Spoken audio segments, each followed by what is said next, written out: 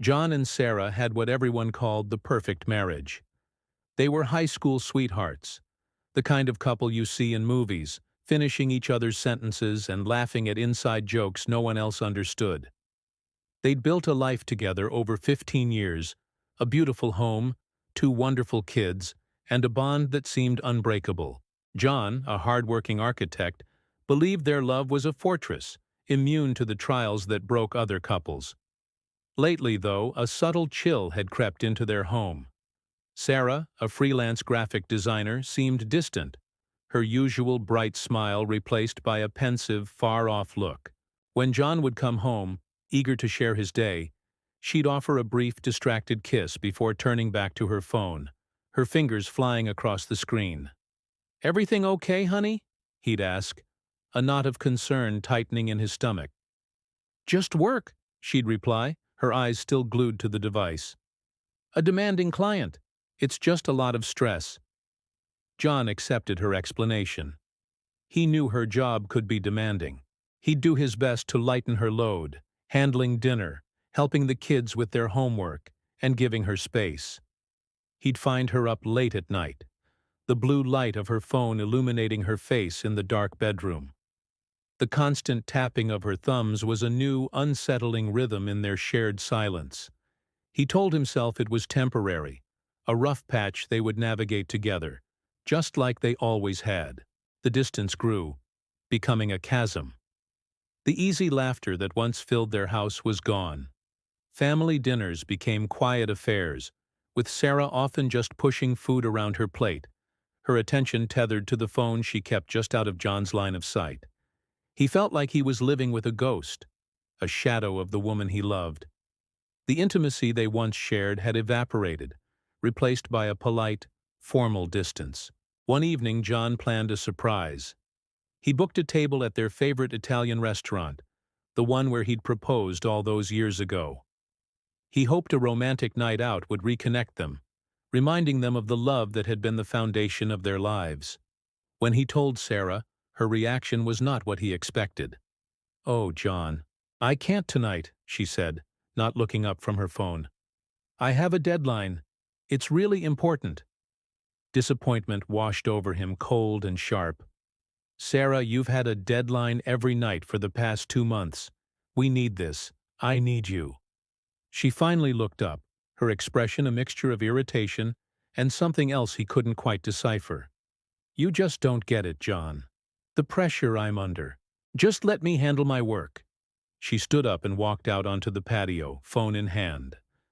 John watched her through the glass door, a silhouette against the fading light, completely absorbed in her digital world. A deep, gut-wrenching suspicion began to take root. This wasn't just work stress, it was something else. His heart pounded in his chest as he made a decision he never thought he'd have to make. He needed to know the truth, no matter how painful it might be. The opportunity came a few days later. Sarah was in the shower and her phone, for once, was left on the bedside table. It buzzed with a new message. John's hands trembled as he reached for it. He felt like a betrayer violating her privacy, but the gnawing uncertainty was eating him alive. He told himself he was just looking for reassurance, for proof that his fears were unfounded. His thumb hovered over the screen. He didn't know her passcode. But then he remembered she'd once told him it was the date of their firstborn's birthday. His fingers typed in the numbers, and the phone unlocked. The screen lit up with a message from a contact named Mark W. The message read, "Can't stop thinking about last night. You are incredible. When can I see you again?" The world tilted on its axis. John's breath hitched in his throat. He scrolled up, his heart sinking with every message he read. There were weeks, no, months of them. Flirtatious texts, inside jokes that weren't theirs, and plans for secret meetups disguised as client meetings. There were photos, too. Photos of Sarah with another man, laughing, holding hands, looking at him with the same light in her eyes she once reserved only for John. Mark W. He recognized the name. Mark was a new client she'd been working with, the source of all her supposed stress. The pieces clicked into place with horrifying clarity. The late nights, the constant texting, the emotional distance. It wasn't stress. It was an affair. The fortress he thought was their marriage had been breached, not by an outside force, but by a betrayal from within. He placed the phone back on the nightstand, his hands numb. The sound of the shower stopped. A wave of cold fury and profound sadness washed over him.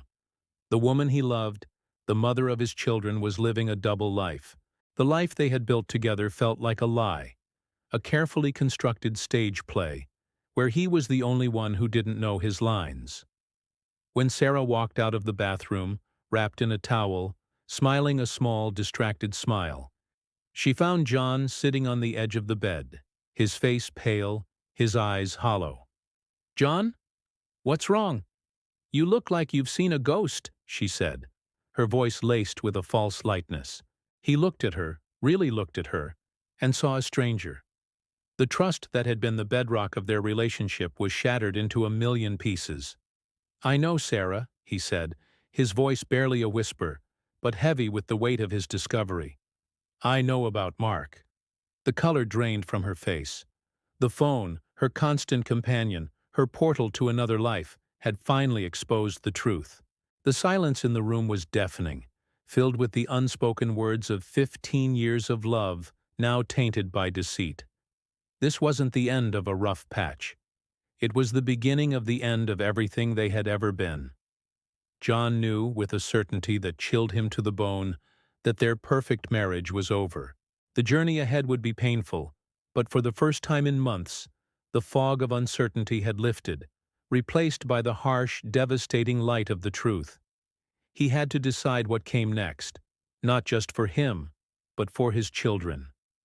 The man who loved unconditionally was gone, and in his place was a man forced to rebuild his life from the rubble of a broken heart.